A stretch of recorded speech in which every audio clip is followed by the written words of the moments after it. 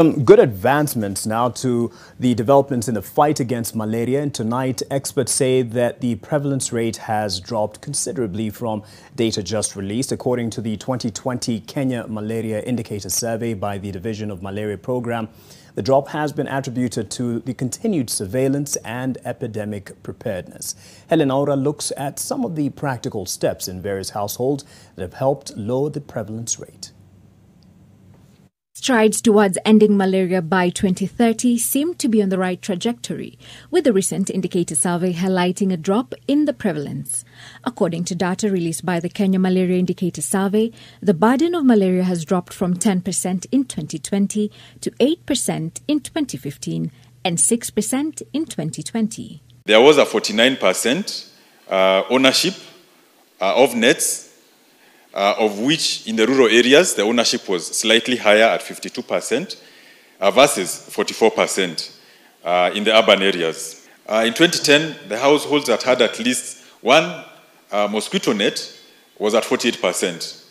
This rose to 59% in 2014, 63% in 2015, and 49% in 2020. Kenya aims to have at least 80% of all pregnant women living in endemic zones receive at least 3 doses of the intermittent preventive treatment. On the other hand, the use of insecticide-treated nets has also seen a downward trend in malaria infections, with at least 78% in the lake endemic zones, 58% of the population in the coastal endemic zone, 65% of the population in the highland epidemic-prone zones using nets, 35% of the population in the seasonally affected areas, and 31% of the population in low-risk areas using the treated nets. Equally, as pregnant women, children are also susceptible to the disease, with the majority of malaria deaths in Africa being children under the age of 5. Malaria prevalence was higher in the rural areas. The highest burden remains in the lake endemic region at 19%, meaning 1 in every 5 people living in the what we call the lake endemic region had malaria at the time of the survey.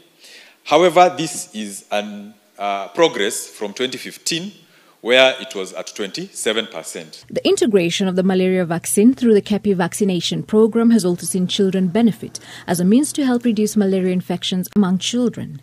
The survey indicates that malaria is no longer the leading cause of outpatient visits, as 29% of households own at least one insecticide-treated net for every 2 people in the household, with 51% of households still not having access to an insecticide-treated net. Even with the declining prevalence, a lot more needs to be done, as 6% of the children aged 6 months to 14 years tested positive for malaria, and 2% of the children aged 6 months to 14 years are now anemic as a result.